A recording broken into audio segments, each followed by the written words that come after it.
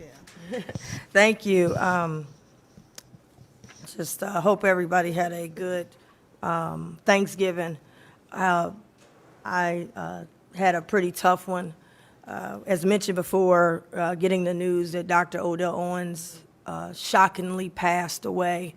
And I had just been with him and his wife at the Men of Honor event, and there were a lot of people there. But it was just amazing that it was very dark in there, but to be able to see him and his wife and take what would be the final picture that we have together. Dr. Odell Owens, which we'll hear more about later, but I wanted to say he was someone that when we talk about the American dream, when we talk about the dream deferred, when we talk about what we try to tell young people. See, a lot of times we tell young people that, but we don't support the people that do it. So we tell them to do the right thing, and you can dream beyond your circumstances. And yes, you came from the projects, but you can come from the projects and you can go on and do big things. But one of the things that we don't do enough of is when the people do it, we don't put it up and keep it in a permanent way so that another young kid can see it. This thing of being able to be born in, and because we don't choose how we're born, but to be able to be born how you're born, but be able to overcome these obstacles, it can't be abstract. It can't be a figment of our imagination. They got to be able to see it, touch it, and it has to be passed down for generations. And this, Dr. Odell Owens grew up in the projects where my mother grew up, and that's how the families knew each other and took care of each other. And my mother went on and passed away from breast cancer, but she went on and got out of the project, and she has a great story.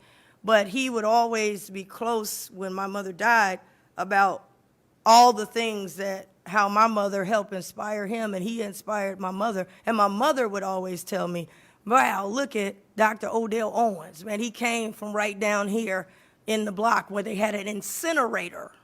We had an incinerator. We talk about environmental justice. There was an incinerator that they had to take their trash to. And I was a grandchild of my grandmother, so I went to the incinerator. But he would go on, and not only, I know sometimes when people are from here, we kind of limit them to here if they don't decide to leave here.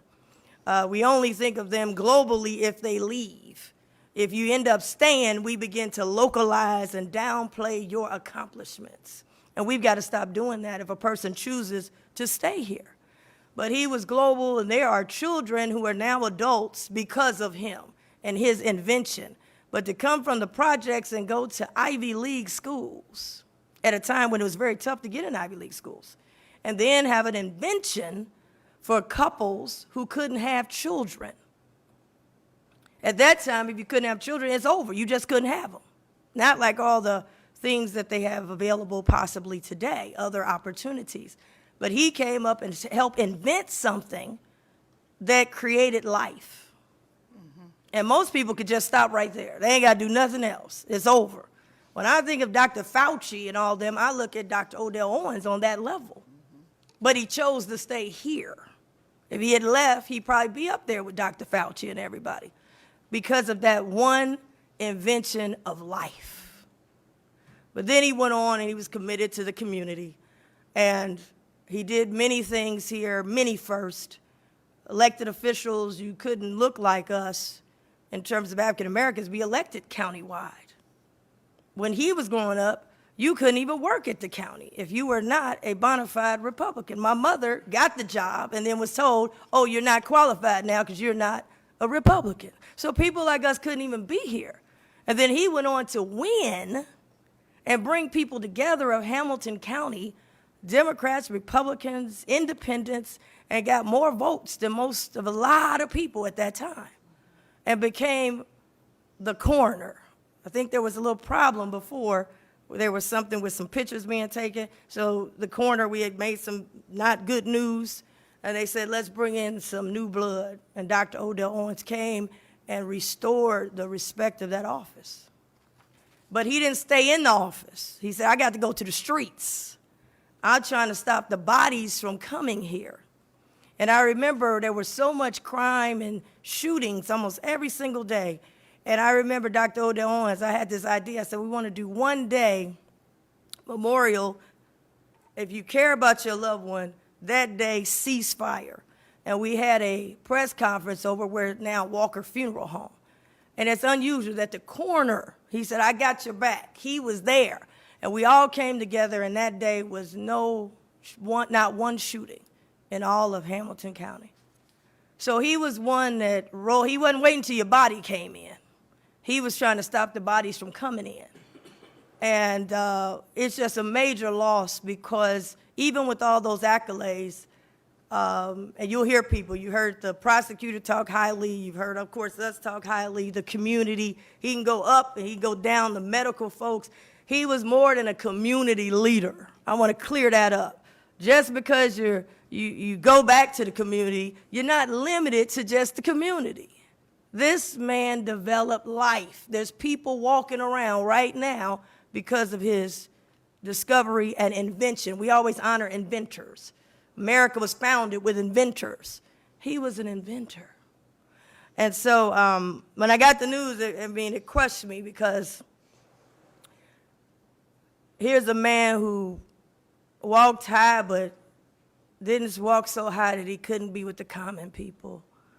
Here's a man who never was ashamed of where he came from and wore it with pride. And you don't get people like this. I mean, you lose one, you don't replace them right away. This was a giant among us, and I'm devastated. I've been going back and forth. I mean, when people wouldn't take the shot, he was out there to try to help people understand it. He could talk the medical language and then break it down to layman terms so we can understand it. And I'm just going to miss him a lot. So I wanted to say that today. I could go on for hours because his resume is so long that LinkedIn can't even contain it. But there will be a public viewing 10 a.m. to noon at Corinthian Baptist Church under the direction of Pastor K.Z. Smith. And it chokes me up because his family, his wife, and when you hear the story of how he had the heart attack and his wife, you just want to keep him in prayer. And he loved his children, a father. We always talk about that. We got fatherhood programs.